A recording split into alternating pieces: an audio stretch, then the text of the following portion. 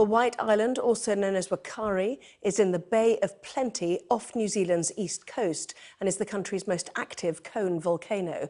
In November, government scientists issued warnings of increased activity on the privately owned island.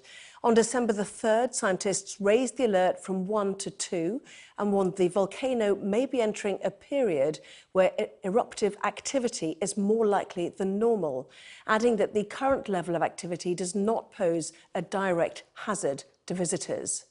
But today, the volcano erupted just after 2 p.m. local time. It's been described by experts as a throat-clearing eruption of volcanic gas and ash. Here's Sky's Tom Cheshire. A tower of ash and smoke 12,000 feet high. This is the terror of the eruption of White Island, taken by a tourist who'd been standing on the edge of the crater just half an hour earlier. At this stage, we can confirm that amongst those currently listed as missing or injured are New Zealanders who were part of the tour operation and tourists from Australia, the United States, the United Kingdom, China and Malaysia. That is to the best of our knowledge. To those who have lost or are missing family and friends, we share in your unfathomable grief at this moment in time and in your sorrow. Your loved ones stood alongside Kiwis who are hosting you here, and we grieve with you and we grieve with them. The volcano erupted at 2 in the afternoon. White Island is about 30 miles off the coast of New Zealand's North Island, and a fleet of helicopters was quickly dispatched. They evacuated 23 people and brought them back to hospitals on the mainland. Many were treated for burn injuries, and those who've been confirmed dead were among the rescued.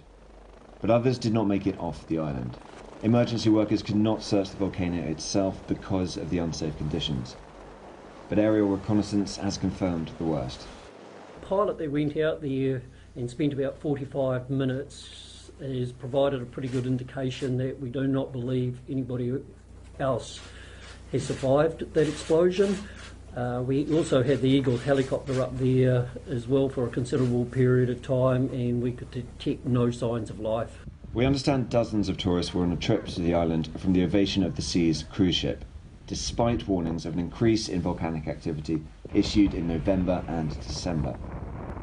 This image, taken 10 minutes before the eruption from a webcam inside the volcano, shows the tiny figures of people on a tour around the crater itself. This one, taken just 1 minute before, appears to show them heading away. Any of the tourists on the island would have had no warning to this whatsoever. If you were far away from the crater, you would have seen the eruption happen. If you were in the crater, you would have just found yourself within it. This would have been an immediate eruption that happened kind of beneath your feet or next to you. There would have been perhaps a small bit of rumbling, but no more than a second or two. No time for evacuation in this situation. In one instant, this popular tourist site turned into a disaster zone. The search and recovery operation will continue today. After that, authorities must answer the question of whether visitors should ever have been allowed in harm's way.